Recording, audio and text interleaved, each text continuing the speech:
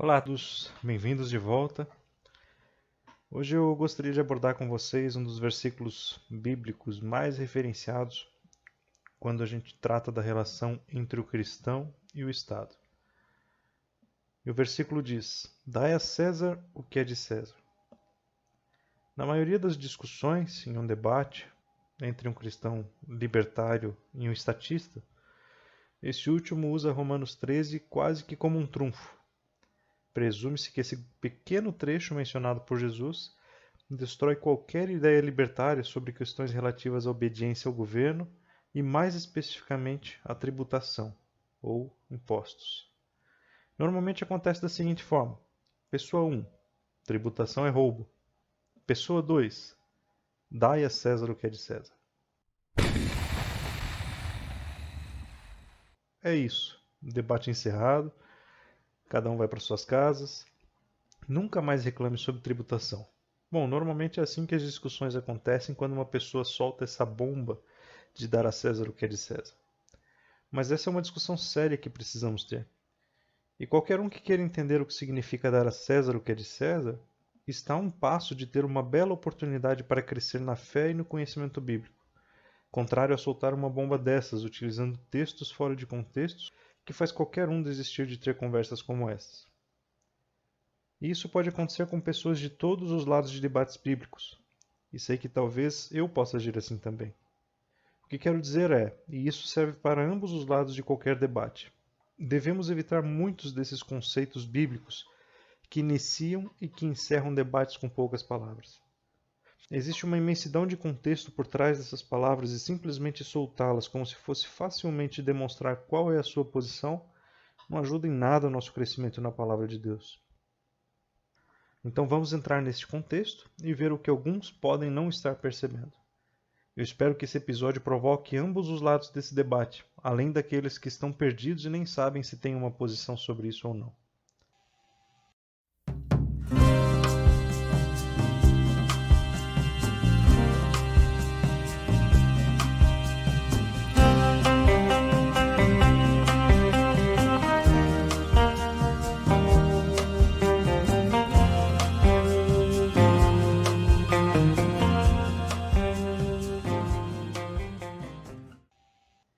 Bom, vamos lá então.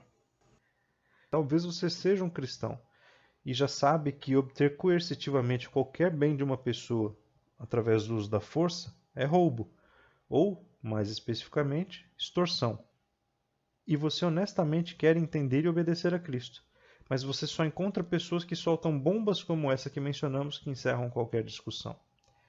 Então esse episódio também é para você. Enquanto formos caminhando pelo contexto, eu gostaria de apontar que, pelo que pude observar, existem primariamente 3 diferentes visões sobre esse versículo. Eu quero explorar todos e peço que você me conte após esse episódio qual é a posição que você mais se identifica. A primeira visão é a posição de status. Essa ideia ela se baseia principalmente no fato de que Jesus disse: Dai a César o que é de César.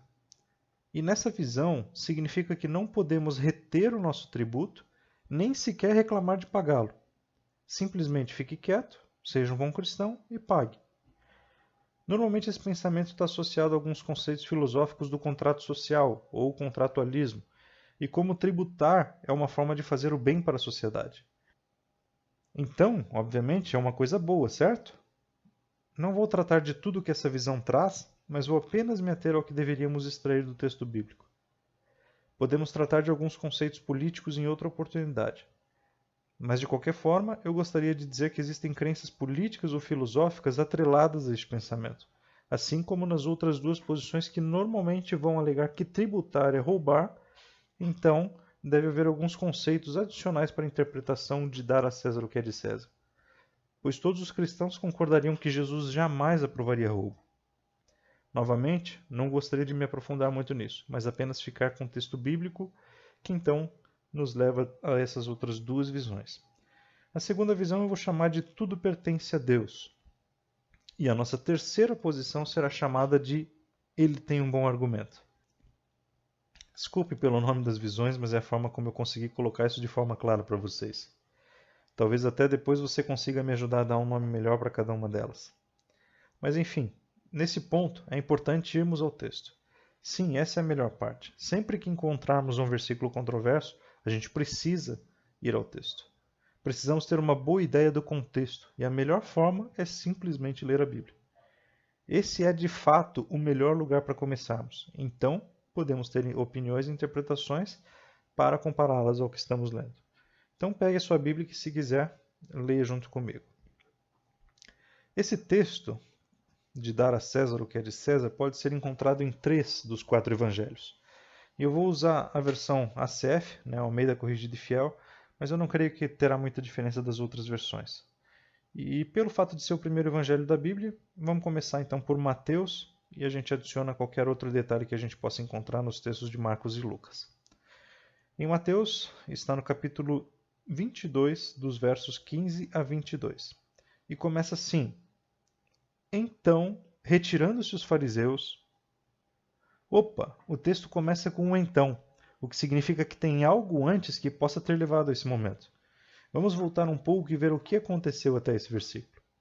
E enquanto eu observava, eu via mais conversas entre Jesus e os fariseus, começando de fato quando Jesus entrou em Jerusalém montado em um jumento, o que significa que essa conversa está ocorrendo durante o que chamamos de Semana Santa, que é a semana final da vida de Jesus, e ele seria crucificado em poucos dias.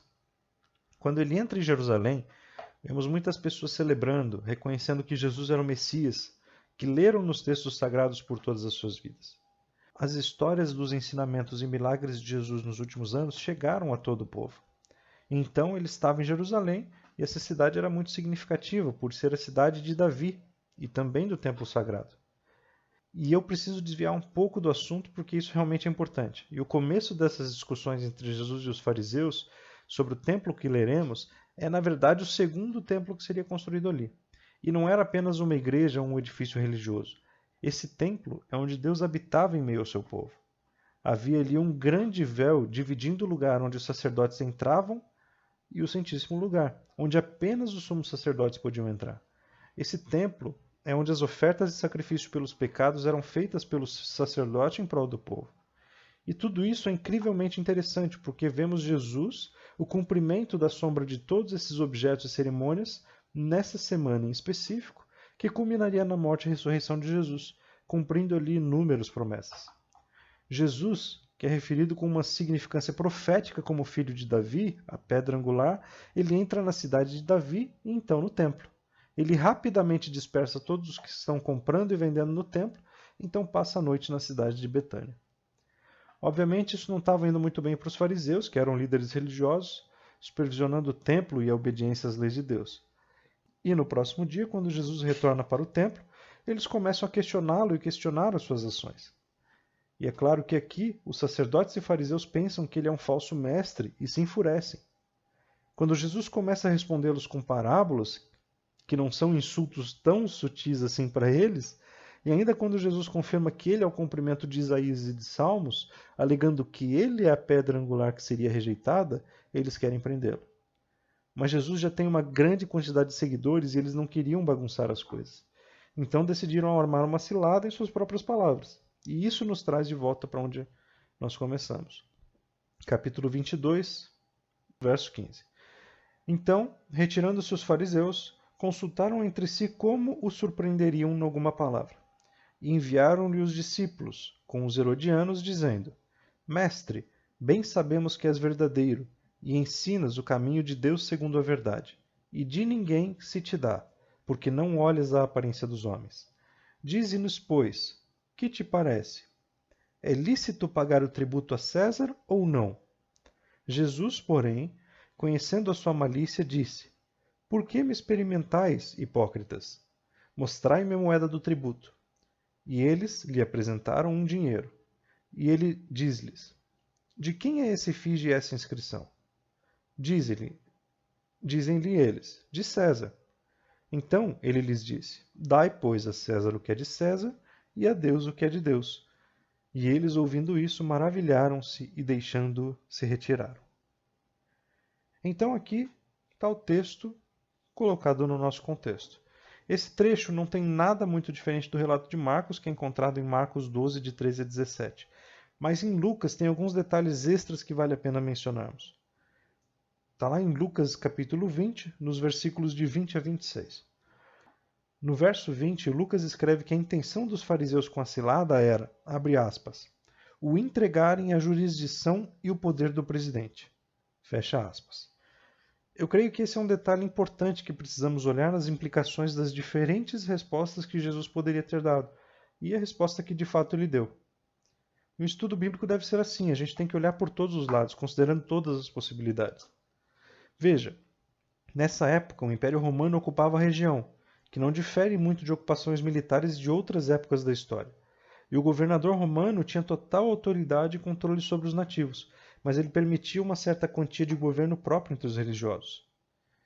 Ele era considerado rei, e os sacerdotes e fariseus então conduziam os trabalhos religiosos. Na maior parte dessas ocupações havia cobrança de impostos, e não os pagar era rebelião, e o que não era diferente aqui com os judeus. E aqui é que entra a cilada, pois praticamente a única coisa que você não podia desafiar era César. E essa é uma das formas mais fáceis de controlar a população. A maioria das pessoas se entregará a várias formas de opressão se ela tiver uma aparência de liberdade e autonomia. Mas é claro, havia muitos tipos rebeldes que os militares romanos precisariam derrubar e prender. Barrabás, durante o julgamento de Jesus, é um desses rebeldes. Então, aí estava a armadilha. E era uma boa, porque ela tinha duas possibilidades. Uma delas seria possivelmente apontar Jesus como um rebelde, por ele denunciar publicamente os impostos. Ele com certeza seria preso e estaria fora do controle dos líderes religiosos. A outra possibilidade seria Jesus, defendendo os impostos, perder o apoio do povo que acabara de gritar Hosana no dia anterior. Que tipo de Messias e rei dos judeus endossaria o reinado de César sobre o povo de Deus? Como a marionete que foi o rei Herodes? Então, examinamos aqui o contexto e temos um pouco mais do histórico por trás desse texto. Com certeza parece ser muito mais complexo do que uma simples resposta: dai a César o que é de César. Não apenas devemos ter cuidado com a igreja ou política pública baseada apenas em um versículo, mas devemos estar ainda mais preocupados se for apenas metade da frase. Então, para onde nós vamos partir daqui? Eu mencionei no início que haveria duas posições além dessa primeira de status. As próximas duas são ambas mantidas pela maioria dos cristãos, mas elas têm algumas implicações diferentes na maneira como interpretamos essa troca. Vamos começar com a posição que eu chamo de tudo pertence a Deus. Ela é bastante direta e se concentra na última metade da frase, que é essencialmente dar a Deus o que é de Deus. E é fácil encontrarmos alguns textos maravilhosos para dar suporte a esse pensamento. Veja em Salmos 24, versículo 1. Diz assim: do Senhor é a terra e sua plenitude, o mundo e aqueles que nele habitam. Em Deuteronômio 10:14 diz assim: eis que os céus e os céus dos céus são do Senhor teu Deus, a terra e tudo o que nela há. Agora em Êxodo 19:5: agora, pois, se diligentemente ouvirdes a minha voz e guardardes a minha aliança, então sereis a minha propriedade peculiar dentre todos os povos, porque toda a terra é minha. Há outro texto em Salmos, no capítulo 50, versículo 10 a 12. Porque meu é todo animal da selva, e o gado sobre milhares de montanhas. Conheço todas as aves dos montes, e minhas são todas as feras do campo. Se eu tivesse fome, não o diria, pois meu é o mundo e toda a sua plenitude. E por último aqui, um texto que está em Jó, no capítulo 41, versículo 11. Quem primeiro me deu para que eu haja de retribuir-lhe? Pois o que está debaixo de todos os céus é meu. Como você pode ver, todos esses versículos nos mostram que literalmente tudo pertence a Deus. A implicação desse argumento é de fácil dedução e parece até um bom argumento para não pagar impostos. Mas vamos agora para a terceira opção. Vamos agora para a terceira visão, que eu chamei de ele tem um bom argumento. Essa não tem um apelo tão forte como as outras, mas eu creio que você achará ela bem interessante. Se você ainda não examinou essa linha de pensamento, esse argumento está firmado na questão feita por Jesus. Antes de sua instrução de dar a César o que é de César, ele diz: mostrai-me a moeda do tributo. Ele estava pedindo para que mostrassem a moeda que os impostos eram pagos, então ele faz uma pergunta sobre isso muito interessante. De quem é esta efígie e esta inscrição? Como eu mencionei, o povo judeu estava sob o jugo de Roma e o denário romano se tornou uma moeda comum, além de ser também a forma de pagamento de impostos a César, que ela é muito similar às moedas modernas. O denário tinha uma imagem de César e inscrição do nome de César. Durante a primeira vez de Jesus em Israel, Tibério era o César, que reinou entre os anos 14 e 37 d.C. Então é interessante examinar o que Jesus se referia quando olhava para a moeda. A moeda de Tibério tinha uma imagem de Tibério em um dos lados, junto com a inscrição César Augustus Tibérius, filho do divino Augustus. No outro lado tinha uma inscrição Pontif Maxim, que significa Pontífice Máximo, e Livia Drusa, como uma deusa romana. Apesar de ser possível que a moeda fosse de cunhagem um pouco mais antiga, de seu pai, teria um desenho similar. Talvez tivesse alguma diferença na parte de trás, mas pelo que eu vi ainda trazia a face do atual César e o seu nome. E isso é relevante para saber exatamente sobre o que Jesus falava. Ele olhou para a moeda, que fazia parte da questão sobre o pagamento de impostos, e pergunta: de quem é aquela imagem? Dizendo então para dar a César o que é de César e a Deus o que é de Deus.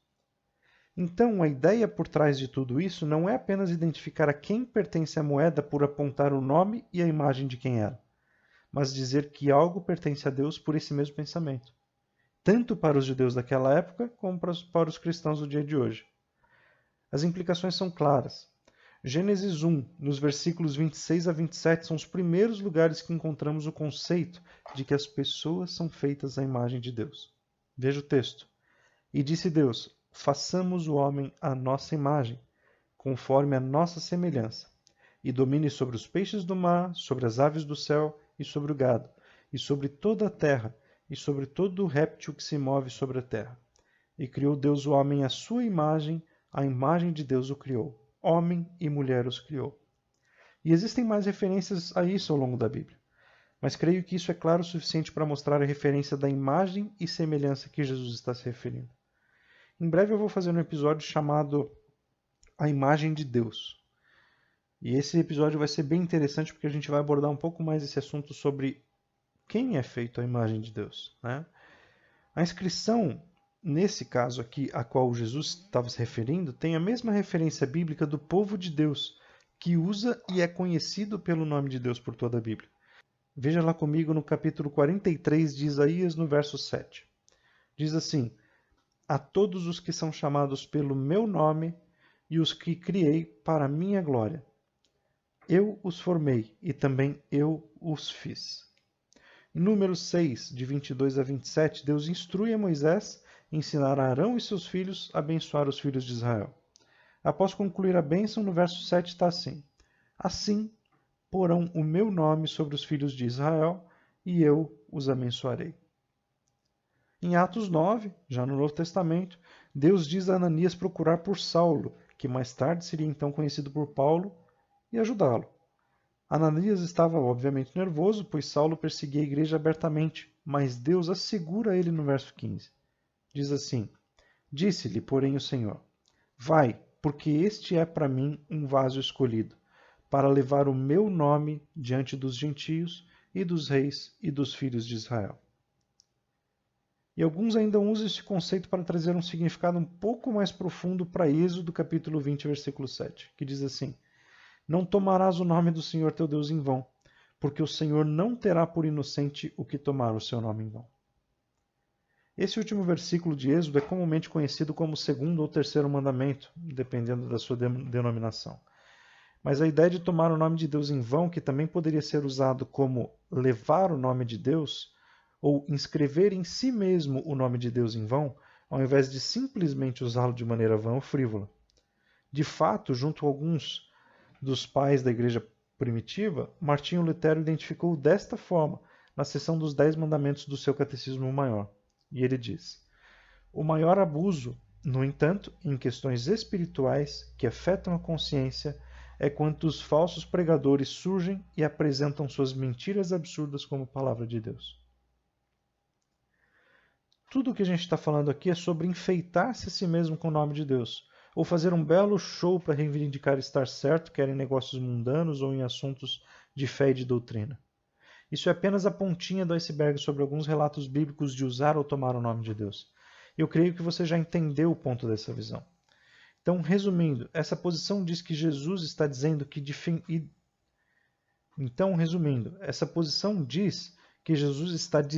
identificamos o que é de César quando algo traz o seu nome, como denário, e nós sabemos o que é de Deus. Sabemos que nós somos povo de Deus porque fomos feitos à sua imagem. Então, o ponto do comentário de dar a César o que é de César não se trata de impostos.